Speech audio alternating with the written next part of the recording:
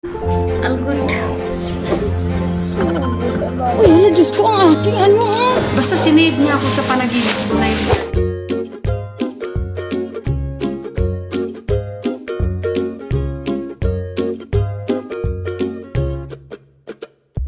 Good morning guys! Happy Saturday! Gawa ko ng tea. Nakagising ko lang. Actually, gusto ko pang matulog. Pero si Ama ang aga niya lagi guys mag-doorbell. And sabi ko nga, gusto ko siya sabihan, huwag siyang magmadali ba? Pero naisip ko, baka may mga trabaho din si Ama na gagawin. Kaya maaga siyang pumapasok sa amin. Kasi maaga pa talaga guys. Doorbell na siya ng doorbell. So, hindi na kami nakatulog. And nagising na rin si Johan at si Lipa. May sasabihin ako sa inyo guys. Parang natatakot ako. Nanaginip ako guys. Hindi ko alam kung nakakatakot ang panaginip na yun. Nag-pray ako sa panaginip ko. Nag-pray din ako. Diyos ko Lord. Ayun guys, nagtimpla muna ako. Tapos, ikukwento ko sa inyo. Kunti na lang itong gatas ko. Pero, lagyan ko lang siya ng tubig. Pasensya na kayo yung exhaust namin. Pinapalinisan namin guys. So, kaya ano. I think hindi ito kasya sa amin na itong milk tea. So, sa akin na yan, and gawan ko na lang siya ng black tea. Alam nyo ba, sa takot ko, ginising ko si Deepak. Yung panaginip ko na yun, tamang-tama siya, mag-alas 2. Guys, si Ama nandito. Amale ko ni kaya siya. Inom siya ng tea. Sabi ko, inom ka muna. At medyo may kakuntuhan si Ama.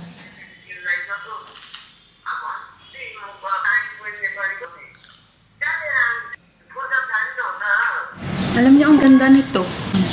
Inaano to nila ni Ama sa kanilang puja room. Pero ginamit ko kasi nga, nagtatanim ako. Upuan ba?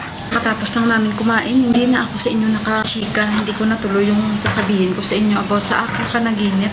Mainit guys, mainit. Katapos lang namin kumain, si Ama, sabi niya, maya-maya konti daw at maglilinis na naman siya sa baba. Sabi ko, hinihinay lang Ama, no pressure ba? Hindi ako nagluto guys, kasi nga may pagkain pa kami kahap. Marami kaming pagkain na tira, so sayang lang guys, no? So, naka-fridge naman. So, ayan pala yung sa panaginip ko, guys. Hindi kagabi, madaling araw siya, guys. Isi-share ko lang sa inyo. Although, hindi ako natakot, pero, sabi ko nga, nung nagising ako, nakaramdam ako konti ng takot. Kaya ginising ko si Deepak kasi si Deepak sa tabi ko. Since nga Saturday today, so walang pasok, kaya medyo late kami nakatulog. Siguro nakatulog kami mga alas 11. Pero nagising ako guys, mga exactly 1:45 talaga kasi chinek ko yung time. And then, gusto ko sana mag-vlog that time pero grabe pa rin yung antok ko. Pero nilalabanan ko siya. Yung panaginip ko, nasa isang bahay kami na parang makalat siya na hindi namin bahay. Andun yung ate ko na sinasabihan ako ng ate ko na alam mo naman na mahilig ako sa mga maroon na damit. Yun ang sabi ng ate ko. Tapos sabi niya ma-in-order na daw siyang relo, na yung relo parang yung bracelet may mga nakasabit-sabit na mga alphabets. Yung ganun ba? Basta parang nag-mix-mix na yung panaginip ko hanggat sa parang wala na sila doon, hanggat sa parang umalis sila. Ngayon, ang nangyari, ako na lang mag-isa. So, nawalan ng kuryente yung bahay na yun, brown out. Tapos naghuhugas ako guys, naghuhugas ako. Ang hindi ko rin maintindihan sa panaginip ko, imbis kandila yung nasa tabi ko dahil nga walang kuryente habang naghuhugas ako. Pero may ilaw. Yung ano, kung sa Ilonggo pa ang katol ba? Ano ba sa Tagalog yun? Yung ano, pangontra din sa lamok guys. Na ano, katol kasing tawag sa amin sa Tagalog. Pasensya na kayo ha. Yung ginagamit natin guys na baikon, na pangontra sa lamok yun. Yun ang naka ano sa gilidan ko. Maya-maya parang may umihip doon sa ilaw na yun. Pero at the same time, parang may ilaw ako kasi naghuhugas ako. Pero yun ang nakita ko. Tapos biglang parang may umihip. Guys, alam nyo, yung likod ko dito, yung damit ko, may biglang gumanon sa akin, no? Yung bang dinakip yung damit ko, yung parang ginanon niya. Tapos, guys, nagising ako dahil naramdaman ko yung ang ganda ng pakiramdam ko. Very parang pag ganun niya sa akin at nilagay niya ako sa baba ng lababo na parang sinagip niya ako kasi nung namatay yung ilaw sa tabi ko. Dumilim talaga, as in, ang dilim-dilim talaga guys. So parang may biglang gumanon sa akin sa damit ko na sinusuot at bigla niya akong, grabe ang lakas niya guys. Hindi ako natakot nung time na yon. Alam niyo ba guys, nung nasa baba na ako ng lababo na parang tinago niya ako doon kasi parang may darating, ganun ba? So parang tinago niya ako doon na parang magtago ka muna dyan, yung parang ganun. Sa panaginip ko ganun na parang sinave niya ako. Alam niyo guys, yung unang pinaka ko na minention ko na nasa baba ako ng lababo, come Holy Spirit. Holy Spirit guys, ang na-mention ko sa aking panaginip, nanindig yung balahibo ko. Kasi ang naramdaman ko, Holy Spirit guys, ang humugot sa akin at parang tinago. No, bakit ako nagising? Nang dahil doon sa pagganon niya sa akin at tinago niya ako sa ibaba sa baba ng lababo. Doon ako nagising. Gumanon ako guys. Tapos nagising ako. Tapos grabe yung heartbeat ko. Tapos chinek ko agad yung mobile ko kasi yung mobile ko nandito lang naman banda sa uluhan namin. Ngayon, nag-message ako sa kaibigan ko, nag-message ako sa group chat namin magkapatid. Nagising ako, sabi ko, nagising ako. Ganun yung message ko. Tapos, inano ko si Deepak, parang ginising ko kasi narinig ko, umihilig si Deepak. Maya-maya guys, habang nagtatype ako, yung lampshade namin, nagkukurap-kurap siya guys, at namatay. Tinignan ko guys yung extension namin. Tapos, kasi malalaman ko kung brown out. Tapos yung AC namin, wala guys, hindi brown out. Pero yung aming lampshade, hindi siya yan mamamatay guys. Kasi may switch siya. Tapos wala naman may gumagalaw sa extension namin. Unless na may gumagalaw dyan sa extension namin, malulus siya, diba? So, chinek ko guys, okay naman yung switch niya. Tapos inayos ko lang, pinailaw ko. Tapos ginising ko talaga si Deepak guys. Ginising ko talaga siya. Kasi parang nung natakot na lang ako, nung yung habang nagtatype ako, na nagising ako, ganito, ganyan, ganyan, magkukwento na sana ako ng panaginip ko. Yung lampshade namin guys, gumaganon-ganon siya guys. Oh. Yung mga ilaw niya na slow motion siya na mamamatay siya. Tapos ayun, pinandar ko at ginising ko si Deepak. Sabi ko, babe, ano ka, gising ka muna kasi may panaginip ako na ganito, ganyan, ganyan. Doon ako natakot sa lampshade namin. Tapos maya-maya na, nagpray talaga ako guys.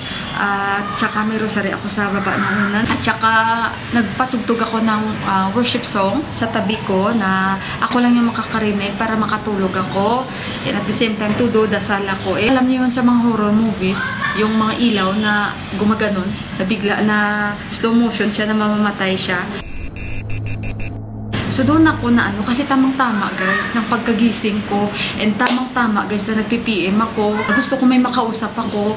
Talagang nag-agaw attention sa akin yung lampshade namin. Kaya yan ang gusto kong i-share sa inyo. Hindi ko alam kung ano, pero sa akin naman, although nakaramdam ako ng takot, pero hindi ganun grabe ko. And wala. Hindi naman kasi talaga ako matakotin na grabe ka matakotin. Basta yun lang natakot ako at sa lampshade namin at nagising ako nung dahil sa hinugot ako doon at parang may reflection doon ang mukha ko nung nasa baba na ako ng lababo na nilagay niya ako doon. Parang ang ganda guys na pakiramdam nung hinugot niya ako na parang sinave niya ako guys, yun ang pakiramdam ko, sinave niya ako. Hindi ako guys na grabe ka God fearing, makasalanan ako, hindi ako perfect.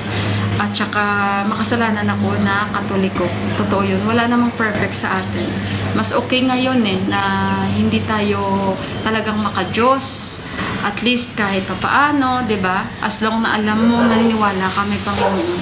Basta yun lang guys, nagising talaga ako nung ang talaga kasi parang alam niyo yun na basta sinave niya ako sa panaginip ko na yun. Guys, may sasabihin ako sa inyo, saya-saya ko talaga guys. Alam niyo, ang bilis na pala ng mga pakchoy, no? At saka kulitis. Guys, siguro tinanim ko sila 3 days lang. Nag-bloom na sila agad guys. Tanglad ko guys. Parang matagal siya, pero andyan na sila guys. Ang araw-araw na may mga resulta. Pero yung mga okra, patula, ay guys, ang bibilis lang talaga guys mag-bloom. Yung binili namin seeds, hindi pak na backpack. Yung mga okra din, mabilis din sila mag-bloom. Yung tanglad nandyan na talaga, pero sabi nga ni Ate Japan, medyo matagal-tagal talaga yan. So kaya, ayun, sabi ko nga, ako-confuse ako, bakit mga damo yan? So maninipis pa kasi ayun, pero at least may mga dahon na mga lumalabas, parang matagal-tagal siya, konti. Pero hayaan ko lang, kasi noon, meron na kaming tanglad dyan sa baba. Pag yan, ang 4 na yan, pag talagang tuluyan ng lumago, ililipat ko rin yan doon kung saan namin tinanim ni Buwa kasi hiyang yung tanglad doon sa area na ang kwento-kwento ko naman sa inyo. At magsuot muna ako ng aking forma at magsasampay ako guys kasi kailangan kong tapusin ang mga labahin ko. Ito na lang guys, mga bedsheets yan. Ito nalabhan ko na to sa kusina to eh. Guys, tingnan niyo yung forma ko. Magsasampay ako guys. Yung ano ni Deepak, yung damit niya na pang jungle, ito parang pang doble niya ito. So naghanap ako ng parang mga jacket, ay ang mga kakapal, tapos sinuot ko yung kanyang sombrero. Kasi ang init guys. Kaya magsampay muna ako, nasa taas na yung labahin. Tinakyat ko na sa kanya. Ang puso ko'y nagdurugo na para bang sumisikip ang dibdib ko sa tingnan. Ay, kaya ayun, tapos na si Ama dito maglinis. Oh. So, konting pasilip ko lang sa inyo guys ha. Ay, hala. Hala, nag-shower dito. Uy, hala, Diyos ko, ang aking tanim ko. Ay, siguro nabigla na naman ito ni Ama. Sandali, Diyos ko, Lord. Nagbaha tuloy ang aking guys. Sandali muna, tawagin ko muna. Sandali muna. Ay, may libreng shower. Ay, sandali muna. May shower dito, Tawagin ko muna si Deepak. Sandali. Tingnan niyo, may ibon. Naliligo yung ibon. Sinasadya ko talaga minsan kasi guys, may tubig. Kasi ngayong mga ibon, nasi-swimming sila dito. Tingnan niyo pala guys yung mga pak choy, Ang bilis lang guys ng mga pak choy guys. Mabilis lang sila. Parang 3 days ko lang to itinanim guys, Hindi sila mahirap buhayin. Yun lang masasabi ko.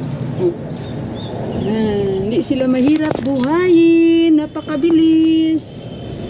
Diba? Yan, natin kasi magdadry lang yan.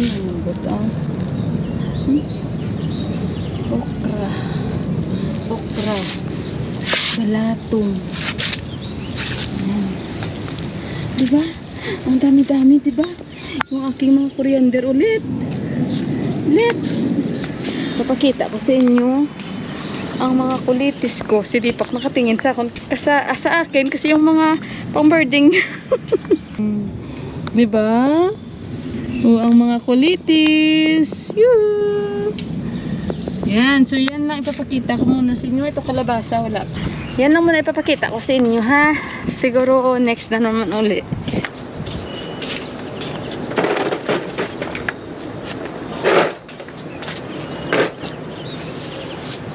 Yan, si Deepak mag-ayos. Kailangan niyang ayusin niya. Nung last ko pa yung sinabi sa kanya. Kasi,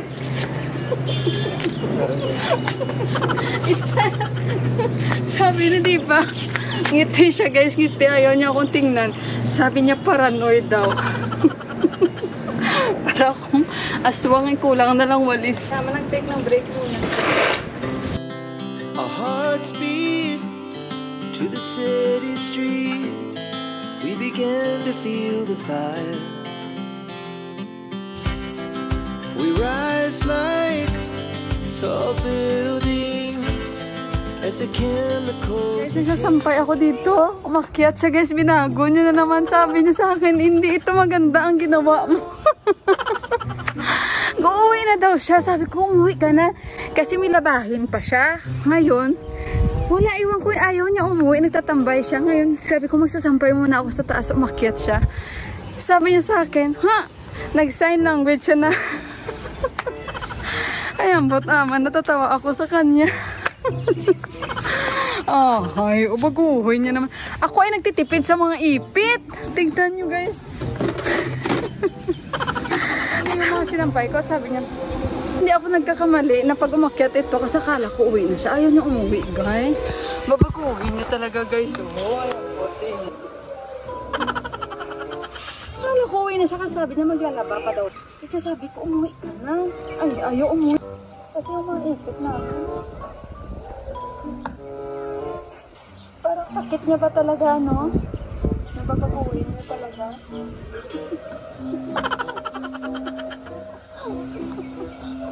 Tao ka, ma? Kani, Ajun. ama kumalaya na. Hindi ako nagkamali guys. Sabi ko, pag umakyat yan dito, babaguhin yung mga sinampay ko. Kasi guys, pinagdudugtong-dugtong ko yan para, sa kanya, Parang, Sibua guys, ganyan sibua pag nagsampay. Lahat ng ipit guys, ilan lang yung damit, lahat ng ipit nakaipit doon.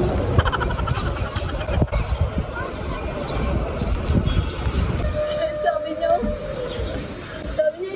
ito din ang ginawa mo. Ayaw niyo guys. Ay, tawa ko dito guys, oh. Ayan, buta, bagong style to na talagang, talaga siya kapag. Okay. Okay. Okay, auntie, oh. Yo, auntie, oh. What's up?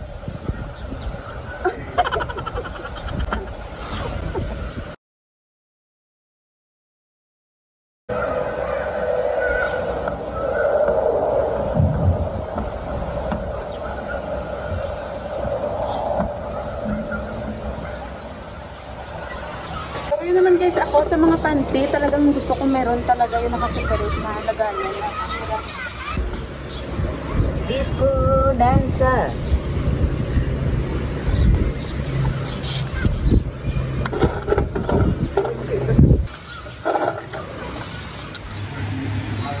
Uuwi na siya guys. Nanonood pa si Ama dito, naglalaro si Yuan siya kasi di pa papakinggan. Sinave namin yung number ni Ama kasi nga hindi namin na-save, hindi pa. Sabi niya i-save niya. Maglalaba pa daw siya pero dito pa si Ama. Hello guys! Hello guys! Hello Guys! Oh. Nakikipag-chika pa siya. Ayaw pa niya umuwi. Dito silang dalawa. The two mosquitoes. Yeah! Say hi guys! Hi! Saturday, no work, the office girl and the college girl, house girl. What did you cook today? Interview guys, interview. Sak, chicken. Who cooked today? Who is the in charge? Oh, so she's the in charge. Always I'm in charge. Because she's working girl. So what? That is a Sag and chicken. wow, chicken. As we don't eat meat today because we eat meat every day. Day. For them, every Saturday is Yeah. chicken day. But as also Sag, I cooked yesterday and this white black-eyed beans. All good. Is good. Sometimes too much bored. Why you not come here if you feel bored? Too much sunlight also. I don't want to work. Very hard. Yeah. Oh, guys, dito kami kain kami guys. Mag-snacks kami. Hello. What you will eat, Kanchi? Chow mein. Chicken chow mein. And you? Chow mein. And you, Yuan? Chicken burger. And ako, chow mein din. Kakainin. Tawa ko guys eh. Alam na rin ni Kuya eh. What you will order. Yeah. Antay na kami ng aming order. Sige.